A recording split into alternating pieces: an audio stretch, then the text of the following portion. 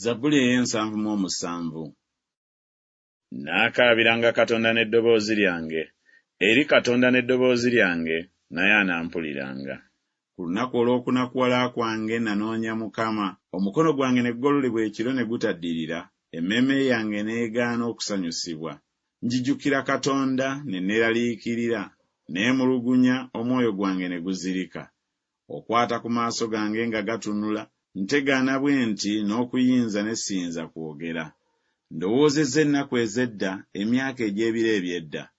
Njijukira oluyimba lwange ekiro, ne nteesa ebigambo n'omutima gwange nzekka, n'omwoyo gwange gwanoonyeza ddala. Mukama anaasuulira ddala emirembe gyonna, era anaaba nga takyalina kisa nate.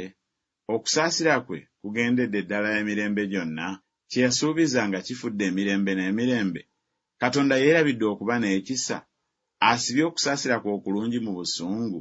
Nange ne njogera nti, obwo bwe bunafu bwange. Naye najjukiranga emyaka egy'omukono ogwa ddyo ogw'oyo ali waggulu ennyo. Naayogeranga ku bikolwa bya Mukama, kubanga najjukiranga eby'ekitalo byo eby'edda. Era naalowoozanga omulimu gwo gwonna, era naafumiitirizanga ebikolwa byo. Ekkubo lyo, Ayi Katonda, liri mu watukuvu. Katonda omukulu, alinga Katonda y'ani? Gwe Katonda akola ebyamagero, wamanyisa amaanyi go mu mawanga. Wanunula abantu bo n'omukono gwo, abaana ba Yakobo ne Yusufu.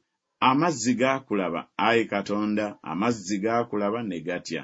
Era n'obuziba ne bukankana, ebire ne bitonnya amazzi, eggulu ne lireeta eddoboozi, era n'obusaale bwo ne bubuna.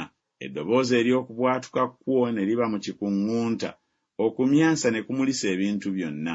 Ensi n'ekankana n'eyuuguuma. Ekkubo lyo lyali mu nnyanja, n'empenda zo zaali mu mazzi amangi, n'ebigere byo tebyamanyika. Waluŋŋamyanga abantu bo ng'endiga mu mukono gwa Musa ne Alooni.